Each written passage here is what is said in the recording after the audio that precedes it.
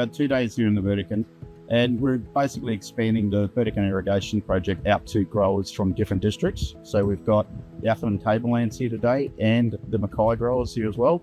We've also had a senior management person here from Bundaberg Sugar. So it's been great to be able to basically show other districts, other farmers, what we're actually doing here in the project and how we're making change or practice change happen with irrigation management. We've travelled from Mackay today. We've picked up a few growers along the way from Proserpine as well, and our northern end of the Central District. I think for our region, irrigation is a pretty big opportunity for us to be able to increase our production locally. So I think to be able to come up here into Burdekin and see what they're doing in the irrigation space, it gives us some creative juices to start thinking about what we could do locally. Potentially not on the same scale, but definitely to try and achieve the same outcomes where we're going to reduce the labour requirements of irrigation. Irrigation in the Burdekin is like the number one industry opportunity to improve productivity. There's no two ways about that. Now, we're a fully irrigated system here in the Burdekin, and majority of that's furrow irrigation. This is what we're trying to do, is become more efficient with the furrow irrigation system.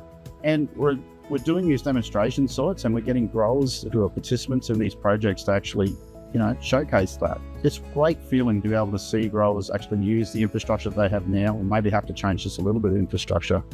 But to make those changes and see actual outcomes is excellent. What we've been talking about is processes, actual on-ground practices that make differences. So let's change the volumes. Let's have a look at run times. We saw today there's a little bit of infrastructure, a relatively cheap bit of infrastructure, and a bit of plastic bit of forming that made it easier for us to actually create a higher flow in a circumstance. We also spoke about surge irrigation and how technology is allowing us to do that. I think we've learned a fair bit. We've looked at a few different irrigation systems, centre pivots, different forms of drip tape, surface and subsurface. We've looked at a variety of different crops as well. They're all part of the sugarcane's rotation. So yeah, it's been good to be able to see a few different things and then different levels of systems as well. So some were fairly basic type systems through to what we've seen here at Rocks, which is, I guess, a fully automated centralised system, which is a much larger scale. So yeah, lots to have taken home.